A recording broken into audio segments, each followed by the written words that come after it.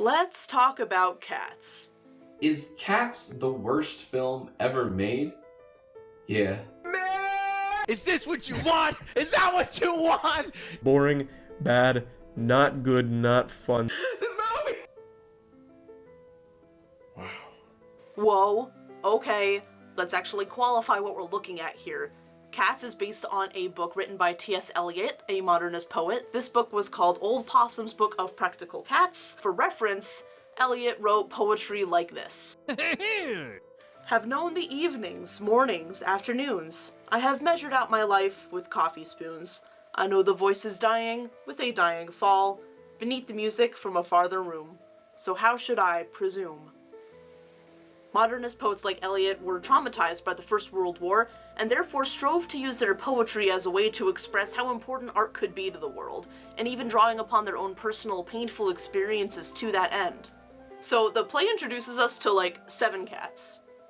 It does happen to be one of the most lucrative and longest running Broadway plays of all time, which even rivaled Andrew Lloyd Webber, the composer's other work, Phantom of the Opera.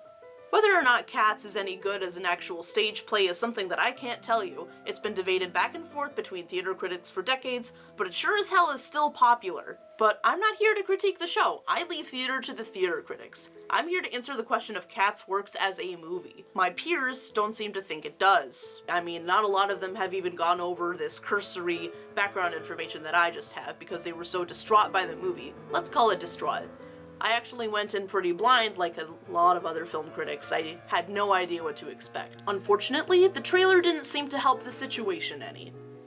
So what exactly happens in this movie? After being dropped into the dark back alleys of London, a young cat named Victoria is taken in by a clan of cats called the Jellicles. She's arrived on the night of the Jellicle Ball, after which one cat will be reborn, or die, it's unclear.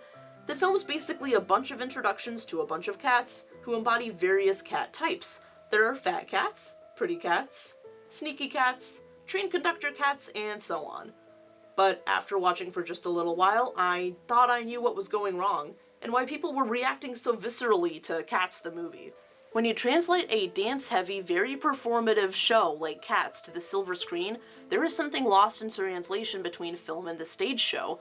There's something very pleasurable about the immediacy of seeing these acts of jumping and cavorting on stage in front of you that's just lost when you translate from the medium of stage to the medium of film. It's very hard, maybe even impossible, to capture that motion on camera in such a way that it impresses the same way live dancing does. And the Cats film is mostly centered on that dancing, just like its stage show. Through this lens, what happened to Cats is actually understandable. People went and saw a trailer that scared them and upset them, and then they went to see a movie that's just basically all dancing. Of course people were upset.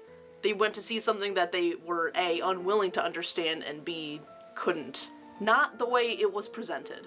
I do want to say, it's unlikely that we'll ever see a movie of this caliber again. What Hollywood's doing now is it's putting all its eggs in the same gilded baskets to actually see a movie go out on a limb like this, to take such a big risk, to not know what it's shilling or even what's going on until the end of the movie. It's pretty special in today's film landscape. My recommendation? I want you to try. Try this crazy ride, because no matter how bad you think Cats is, it deserves your attention. While it may be the opposite of a spectacle film, it's a spectacle for where we are in film history.